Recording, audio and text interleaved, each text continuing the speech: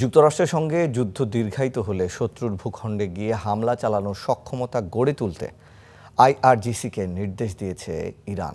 নতুন সামরিক নেতৃত্ব বলছে সীমান্তের বাইরে সামরিক অভিযান চালাতে চায় তেহরান। একই সময়ে হরমুজ প্রণালী নিয়ে ওয়াশিংটনকে শর্ত দিয়েছে দেশটি।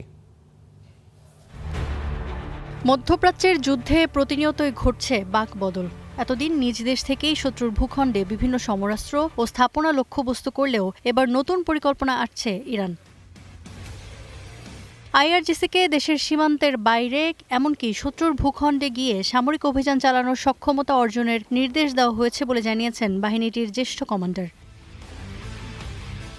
এই জ্যেষ্ঠ উপদেষ্টা আরও দাবি করেছেন, ইরানের সব অস্ত্র, গোলাবারুদ ও সামরিক সরঞ্জাম এখন দেশেই তৈরি হচ্ছে। ব্যালিস্টিক ক্ষেপণাস্ত্র ও ড্রোন উৎপাদনের হারও ব্যবহারের চেয়ে বেশি। ফলে যুদ্ধ কয়েক বছর চললেও তা চালিয়ে যাওয়ার সক্ষমতা ইরানের রয়েছে বলে দাবি তার। এর মধ্যেই হরমুজ প্রণালী নিয়ে কঠোর অবস্থান জানিয়েছে তেহরান। ইরানের জাতীয় নিরাপত্তা পরিষদের নবনিযুক্ত সচিব মোহসেন রেজাই বলেছেন, যুক্তরাষ্ট্রের যুদ্ধ ও অবরোধ বন্ধ, ইরানের জব্দ সম্পদ ছাড় এবং লেবানন ও গাজা সহ পুরো অঞ্চলে যুদ্ধবিরতিতে সম্মত না হওয়া পর্যন্ত হরমুজ খুলবে না।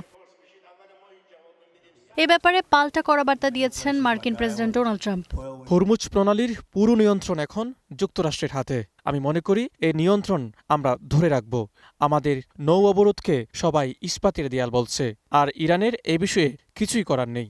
এদিকে গত মঙ্গলবার পাকিস্তানি সরকারি সূত্রের বরাতে তুরস্কের আনাদোলু এজেন্সি জানিয়েছিল, ইরান ও যুক্তরাষ্ট্র ৬০ দিনের যুদ্ধবিরতি বাড়াতে সম্মত হয়েছে। তবে বুধবার এক জ্যেষ্ঠ ইরানি সূত্র রয়টার্সকে জানিয়েছে, যুদ্ধবিরতি বাড়ানো নিয়ে কোনো আলোচনা হয়নি।